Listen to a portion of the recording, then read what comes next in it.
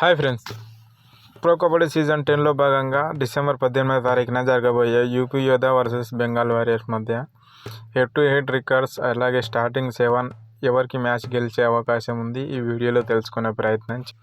ఈ రెండు జట్లు చూసుకున్నట్లయితే వారాడిన లాస్ట్ మ్యాచ్లో ఇరు జట్లు ఓడిపోయి వస్తున్నారు.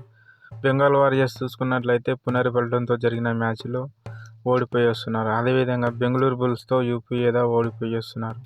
పాయింట్స్ టేబుల్లో చూసుకున్నట్లయితే మొత్తం బెంగాల్ వారియర్స్ 5 మ్యాచ్లు ఆడగా 3 మ్యాచ్లు గెలిచి 1 మ్యాచ్లో ఓడిపోయి 1 మ్యాచ్ టై చేసుకొని 18 పాయింట్లతో ఫస్ట్ ప్లేస్లో కొనసాగుతుంది. అదేవిధంగా యూపీ యోధా చూసుకున్నట్లయితే మొత్తం 4 మ్యాచ్లు ఆడగా 2 మ్యాచ్లో విజయం సాధించి 2 మ్యాచ్లు ఓడిపోయి 12 పాయింట్లతో 8వ ప్లేస్లో కొనసాగుతుంది. ఈ మధ్యలో హెడ్ టు హెడ్ రికార్డ్ చూసుకున్నట్లయితే మొత్తం 12 మ్యాచ్లు జరగగా అందులో యూపీ యోధా 4 విజయం సాధించింది, బెంగాల్ వారియర్స్ 4 విజయం సాధించింది. ఇద్దరి మధ్యలో 4 మ్యాచ్లు టైగా. మ్యాచ్ కోసం రెండు జట్ల స్టార్టింగ్ 7 ఒకసారి చూద్దాం. బెంగాల్ వారియర్స్: మనీందర్ సింగ్, శ్రీకాంత్ జాదవ్, నితిన్ కుమార్, వైభవ్ గార్జే, దర్పణ్, శుభం షిండే, ఆదిత్య షిండే బరిలోకి దిగే అవకాశం ఉంది. మరి ఈ మ్యాచ్లో బెంగాల్ వారియర్స్ విజయం సాధిస్తుందా లేదా చూద్దాం.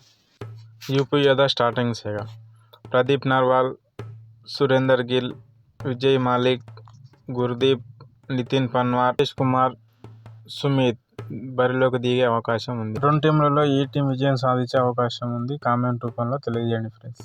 టీమ్స్ పరంగా చూసుకున్నట్లయితే యూపీ యోధా విజయం సాధించే అవకాశం ఉంది.